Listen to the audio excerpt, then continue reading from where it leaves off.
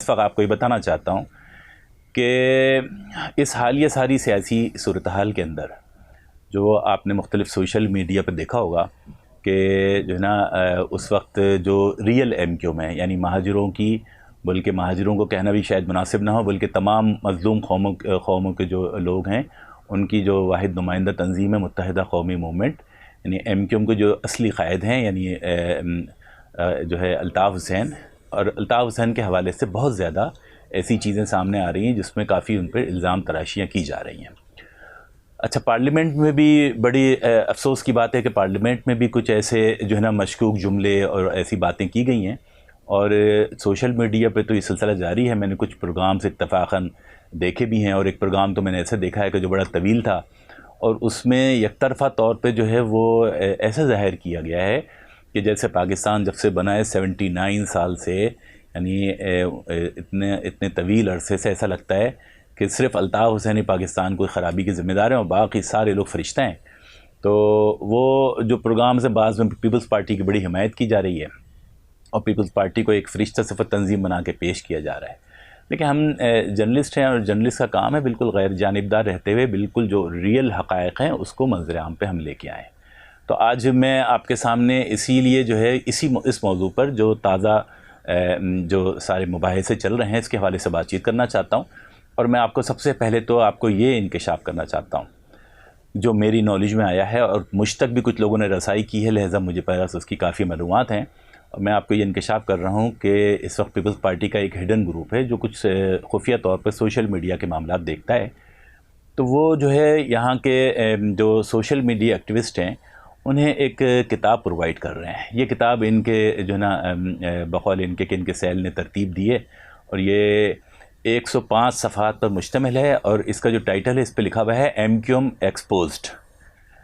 اچھا، یہ کتاب جو ہے وہ ہر کسی کو بھی نہیں دی گئی، یہ کتاب مخصوص لوگوں کو دی جا رہی ہے، اور ان کے ساتھ یہ ہو رہا ہے کہ آپ الطاف حسین کے خلاف جو ہے نا وہ جو پیکج کریں گے تو مختلف پروگرامز اس میں کریں، تو ان کے ساتھ کسی کے ساتھ چند جو ہے نا پوڈ کاسٹ پہ یا ویلاگ پہ جو ہے نا ان کے ساتھ ڈیل ہو رہی ہے، اور بعض کے ساتھ پورے سال کی ڈیل ہو رہی ہے۔ میری اطلاعات کے مطابق کہ یہ آہستہ آہستہ جو ہے الطاف حسین کے خلاف یہ جو پروپیگنڈا وار ہے یہ بڑھے گا، اور 2.5 سال بعد جب الیکشن ہوں گے تو الیکشن سے پہلے اس میں بڑا جو ہے نا تیزی لائی جائے گی۔ اچھا، اتفاق کی بات یہ کہ مجھ تک بھی جو یہ کتاب پہنچی تو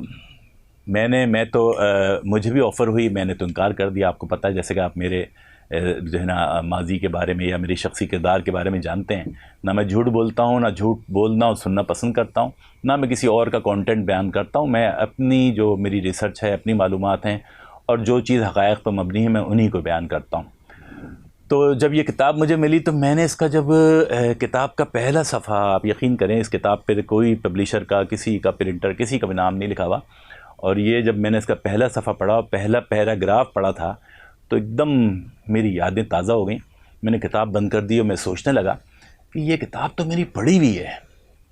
یہ یعنی جو اس کے الفاظ تھے وہ مجھے ذہن میں تازہ ہو رہے تھے۔ میں سوچنے لگا، پھر مجھے 30 سال پرانی بات یاد آ گئی۔ یہ بات ہے تقریباً یعنی جنوری 1996 کی، کہ ہوا یہ کہ اس زمانے میں ویکلی تکبیر کے اندر جو ہے نا وہ سینئر انویسٹیگیٹو رپورٹر تھا میں، اور ابھی امت اخبار نہیں آیا تھا۔ امت نے مارچ 96 میں سٹارٹ لیا تھا، ڈمی اخبار سے اس وقت کام کیا تھا، اور اس سے پہلے جو ہے وہ صرف ویکلی اخبار چل رہا تھا، تو میں اس کا امپلائی تھا۔ اور اس کے جو ایڈیٹر تھے رفیق وان صاحب، ان کے ساتھ تو میرا بہت، کیونکہ ہم پڑوسی بھی رہ چکے ہیں اور ہمارے بہت درمیان بہت اچھا دوستانہ اور رشتہ تھا، نظریاتی رشتہ تھا، اور وہ میرے ایڈیٹر بھی تھے۔ تو ان کے ساتھ میرے جو ہے نا میں ان کا کراچی میں ان کا رائٹ ہینڈ کہلاتا تھا، اور ان کے ساتھ میرے بہت اچھے مراسم تھے۔ تو بہت سی ایسی چیزیں ہوتی تھیں جو اسٹاف کو بھی نہیں پتہ ہوتی تھیں، ہمارے درمیان ہوتی تھیں۔ تو ہوا یہ کہ رفیق بھائی نے مجھے جو ہے نا ایک دن جب سیٹرڈے تھا، مجھے انہوں نے کہا کہ یار مبشر، کل جو ہے نا آپ دن میں نا صبح 8 ساڑھے 8 بجے آپ دفتر تشریف لے آئیں۔ میں بڑا حیران ہوں، میں نے بولا کہ کل تو، میں سمجھا شاید بھول گئے وہ، میں نے بولا کل تو ویکلی آف ہے رفیق بھائی، کہہ لے کہ تو کیا ہوا، میں تو آؤں گا اور آپ نے آنا ہے۔ میں نے پھر ان سے کوئی بحث کرنا مناسب نہیں سمجھا، میں نے کہا صحیح ہے، انشاءاللہ میں حاضر ہو جاؤں گا۔ دوسرے دن میں 8 بجے آفس پہنچ گیا۔ آفس پہنچا تو رفیق بھائی نے مجھے کہا کہ جو ہے وہ آپ نے کام کرنا ہے، جو ہے وہ ڈرائیور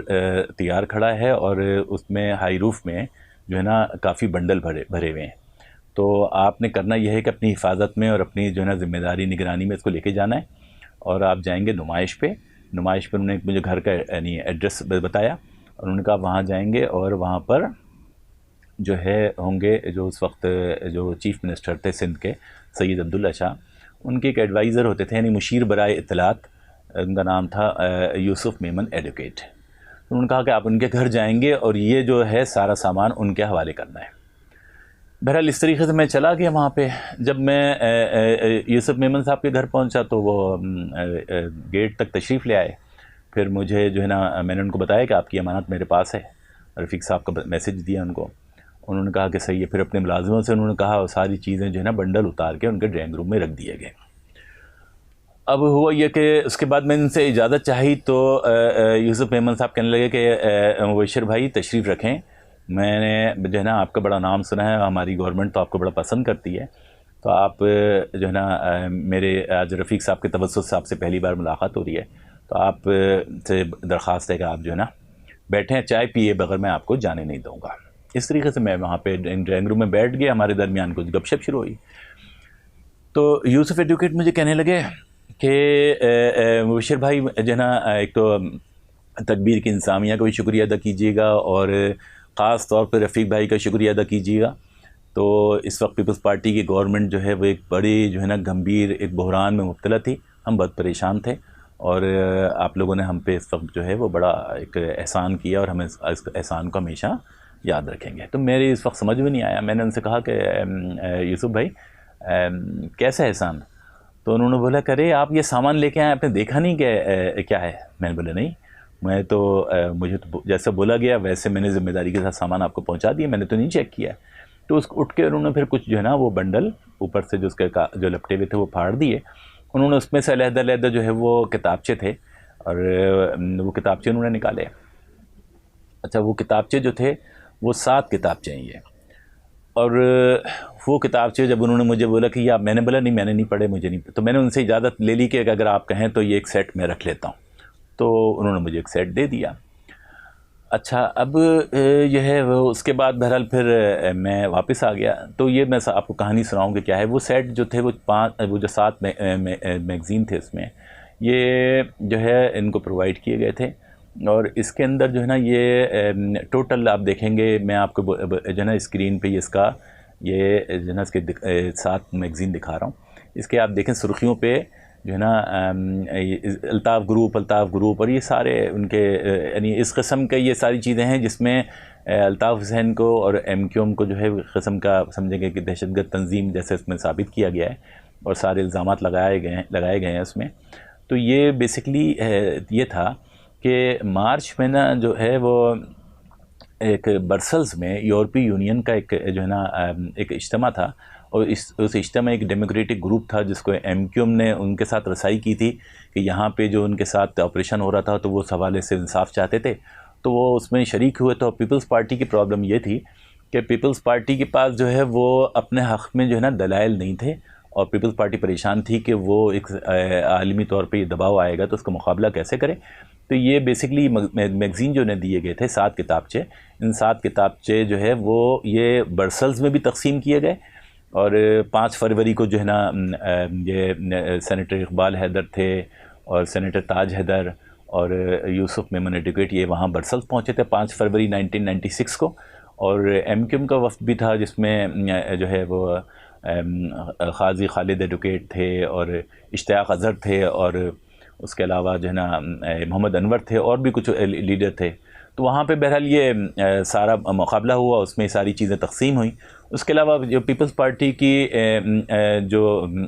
گروپ، اچھا تھوڑا سا یہ بتاتے چلوں کہ یہ جو تقسیم کروائے گئے تھے یہ اس کے لیے ایک جو ہے نا ایک کاغذی این جی او تشکیل دی گئی تھی جس کا نام تھا سیف کراچی. تو یہ پیپلز پارٹی نے سیف کراچی کے نام سے سارا یہ ایم کیو ایم کے خلاف یہ انٹرنیشنل پروپیگنڈا کروایا تھا، اور یہ چیزیں وہاں تقسیم کی گئی تھیں. اس کے علاوہ جنیوا کنونشن میں جو انسانی حقوق کے جو اجلاس ہوتے ہیں اس میں بھی تقسیم کروایا گیا تھا. اس کے علاوہ یہ یونائٹڈ نیشن کے جو دنیا بھر کے ممالک کے جو مندوبین آتے ہیں تو یہ ان میں بھی بعد میں تقسیم کرایا گیا. تو اب ہوا یہ ہے کہ جو دلچسپ بات ہے وہ یہ ہے کہ اب پیپلز پارٹی نے 30 سال پرانے ان 7 کتابچوں کو یکجا کر جو ہے نا وہ حالیہ دنوں میں اس کو ایک کتاب کی شکل دی ہے. اس کا نام رکھا ہے ایم کیو ایم ایکسپوزڈ. میں چاہوں گا کہ اس کو بھی جو ہے نا اسکرین پہ آپ دیکھ لیں. اس کتاب میں درمیان میں بالکل جو ہے نا الطاف حسین کی تصویر بنی ہوئی ہے اور اس کے اطراف میں چاروں طرف یا تو جلاؤ گھراؤ کی تصویریں ہیں یا پھر جو ہے نا عیدی کے جو کپڑوں میں کفن میں جو لاشیں پڑی ہوتی ہیں وہ دکھائی گئی ہیں. اور یہ تاثر دیا گیا ہے کہ کراچی کے سارے بحران اور کراچی کی ساری قتل و غارت کری کے ذمہ دار جو ہیں وہ الطاف حسین ہیں. اور اس کتاب میں باقی جن لوگوں کو ہدف بنایا گیا ہے تو اس میں ایم کیو پاکستان کے لوگ ہیں.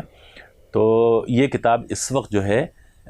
کیونکہ جن لوگوں کو مل چکی ہے اور آئندہ بھی شاید وہ جن سے ڈیل کریں ان کو یہ دیں گے اور اس میں ان کو بڑی بھاری معاوضہ اس کا دیا جا رہا ہے. میری انفارمیشن کے مطابق اس کے لیے کئی کروڑ روپے کا بجٹ رکھا گیا ہے. تو یہ آئندہ جو ہے 2-2.5 سال میں اس کے اندر آہستہ آہستہ رفتہ مرحلہ وار اس میں تیزی آئے گی. اچھا اب یہ چیزیں تو ہو گئی. میں آپ کو